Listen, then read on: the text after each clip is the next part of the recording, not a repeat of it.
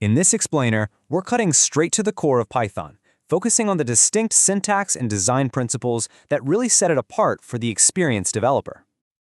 So, here's our roadmap. We'll start with the foundational syntax, then get into control flow with conditions and loops. From there, we'll cover the essential data structures, lists, and dictionaries before moving up to abstraction using functions and classes. We'll wrap things up with a look at Python's incredibly powerful module ecosystem. All right, let's begin with the absolute building blocks of the language. This is where you first see Python's philosophy of clean, readable code in action. What you're seeing here is Python's directness, standard arithmetic, even assigning multiple variables on a single line. It's all handled with almost no boilerplate. The goal here is developer efficiency and clarity, right from the very first line. And this really gets to the heart of Python's design. Readability is paramount. Dynamic typing means you don't need to declare variable types, and the lack of syntactic noise, things like semicolons or braces, it all pushes you toward a cleaner, more self-documenting style.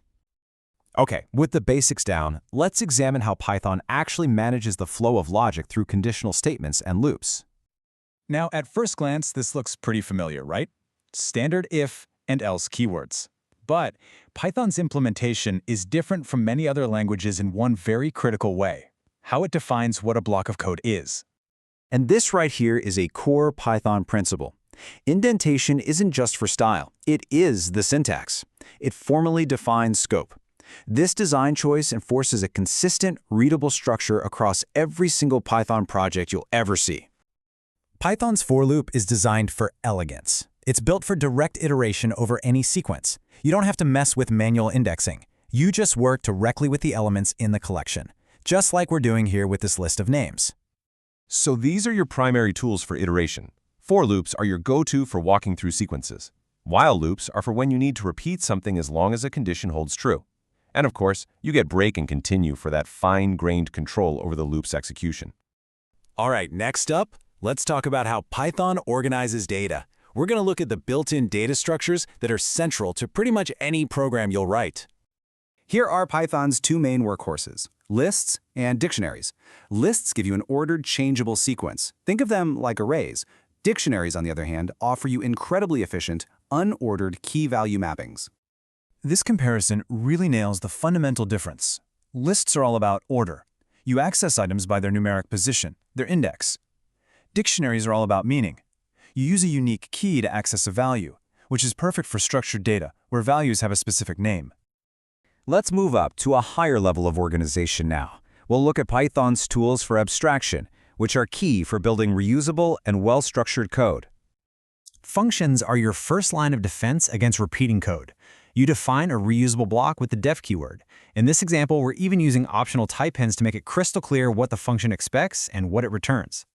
In Python's object-oriented world, you start with the class. Think of it as the blueprint. It doesn't hold any data itself, but it defines the entire structure, the attributes and methods for any objects that will be made from it. And then you have the object. That's the actual thing built from the blueprint. It's a concrete instance of the class, and it holds its own real-world data and state. So here's how that process plays out. First, we define the user class. That's our blueprint. That __init method is the constructor that sets up each new object. Then, in step 2, we create two distinct user objects, each with its own data. And finally, we can actually use one of those objects by calling its method. And the output shows this perfectly. The user1 object correctly uses its own internal state, its own name, Marco, when the getInfo method is called. That's encapsulation in a nutshell.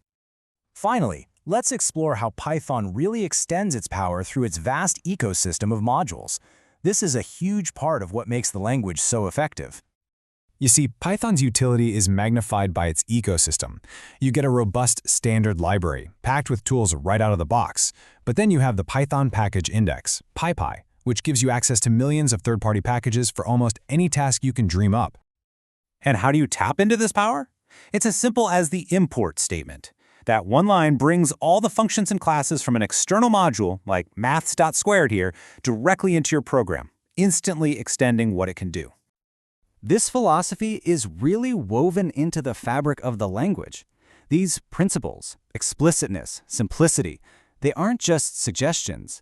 They are the design guides for Python syntax and its features, always prioritizing clarity and readability. So as we finish, I want you to consider how these design principles could really change your own work. Whether it's the syntactic simplicity, the power of its data structures, or its clean object model, which one of these is going to transform your approach to your next project?